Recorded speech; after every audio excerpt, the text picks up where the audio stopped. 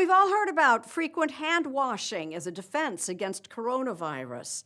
But what if you had no running water? Yes, there are Americans with no safe running water. Lee Cowan first visited some of them several years ago. This morning, he updates us on a problem you probably thought was long behind us. The Navajo Nation occupies nearly 30,000 square miles of territory across parts of 3 western states, bountiful in its beauty, but often barren of the most basic needs. COVID hit this community especially hard. Infections per capita were higher here than even in New York at its peak. While health officials warned the nation to wash our hands frequently, here, that basic protection is a luxury. In more than a third of the homes, the taps are bone dry. We don't use the sink because there's no running water. Not a drop. Yeah. When we first visited Loretta Smith 5 years ago, we watched her husband haul water inside, bucket by bucket. And it was the same routine in nearly every home we visited. Most Americans take it completely for granted. They thought this problem was solved a long time ago. That's George McGraw, founder and CEO of the nonprofit Dig Deep. As soon as your piece aired, we were getting calls and emails from people across the country saying, oh, like I live in this town in Mississippi, or I live in this town in California, and I thought we were the only ones. I thought we were the only town without running water in America. No one even knew just how bad the problem was. No government agency keeps track. So, Dig Deep, along with the U.S. Water Alliance, conducted their own survey. The results? 2 million Americans, 2 million, and probably more, are suffering today with no safe running water or even plumbing in their homes. There was one finding from the report that is, I think, truly terrifying, and that's that in 6 states and in Puerto Rico, during the time we were studying in the report, those states went backwards in access. So it got worse. Yeah, the problem got worse. And I mean, how can that be? For the past 8 years, Keystone, West Virginia, has been under a boil water advisory. 8 years. It's so common it doesn't even make headlines anymore. You can run the water sometime, and it's as brown as I am. So you know that it can't be safe. There has to be something in it that shouldn't be. 73-year-old Hattie Avery has lived in this once booming coal mining town all her life.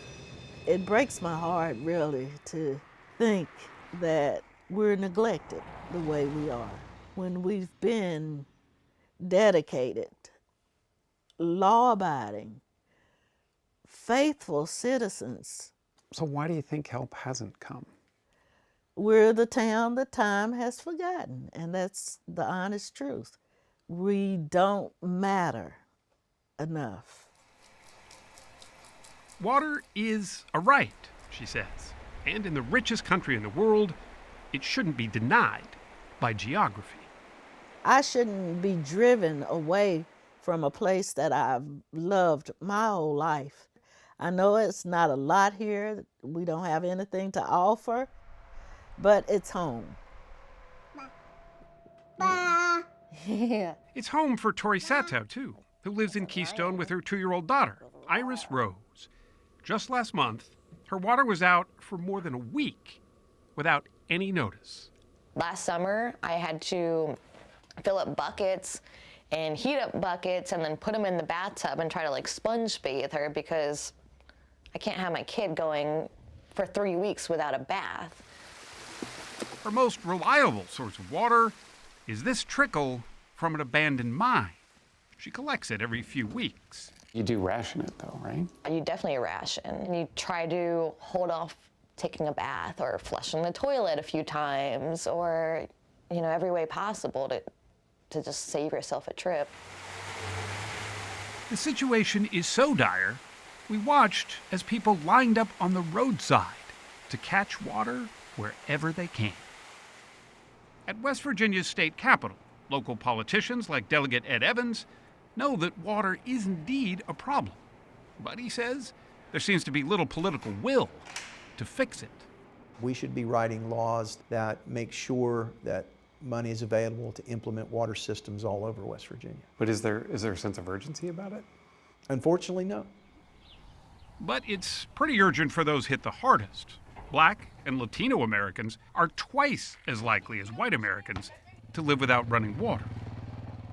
Take East Orosi, a mostly Latino community surrounded by the fertile orchards of California's Central Valley.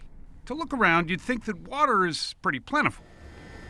And it is for big agriculture. But in this neighborhood, where most of those who work those fields live, there's no central water main. What there is, however, is a huge irrigation canal that runs right through their backyards. This is all contracted water. All of this water is spoken for. It essentially belongs to somebody. Ryan Jensen is a water rights organizer here. He says residents rely on water stored in tanks above 2 underground wells, but both those wells have tested positive for dangerous chemicals. But nothing in there is really safe to drink. No, it's not safe water. See that fire hydrant? That's actually in the next town over. And that is where the water main stops. So all it would take is 3/4 of a mile of pipeline from this on down to East Orosi to supply safe drinking water. That's all it would take. That's all it would take. Myra Carrillo lives within walking distance of the end of that water main, so she has to get her water from those contaminated wells. The communities that this is going on is low-income people that work hard for their money. It's fine, so put $1. And still have to work extra to get clean water. She has 3 kids, too. She uses expensive bottled water, mostly, for them. And there's never enough. There you go. Do we deserve to live like this? Are we just pretty much trash, or we don't, we deserve clean water? Does that make you angry? It does. Very upsetting and heartbroken more than anything. Is there a thread that runs through all these communities as to why this is happening? These communities are our invisible neighbors, the ones that, for whatever reason, their neighbors around them didn't want to see, didn't want to look at, didn't want to acknowledge. But I see that changing.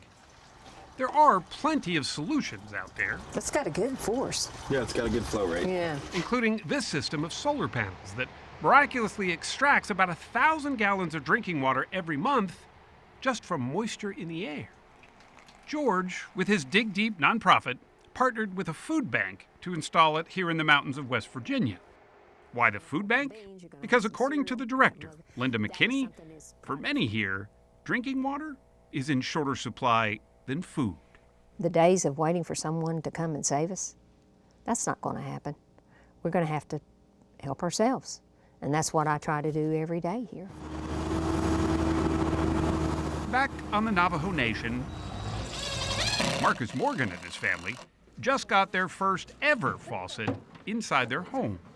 It's connected just to a simple water tank that Dig Deep buried in the front yard. It can be filled up once a month. Wow. Yeah, I've got hot water. Ooh. For his children, including 2 with Down syndrome, it was a miracle. I'm lost for words to express my appreciation. All I could say is thank you. A great big thank you. We went back to Loretta Smith's house, too. Remember? The woman we first met with her sink that was essentially useless? Well, not anymore. I feel like I'm way, way, way out in outer space. In outer space? Now I have running water, everything works. It's just like magic happened. Maybe it wasn't so much magic as it was righting a wrong. Water, like any human right, shouldn't have to be debated. I'll just hope that I'll be able to see it in my lifetime, where the children who are coming up now won't have to deal with these problems, won't have to face the things that we're facing.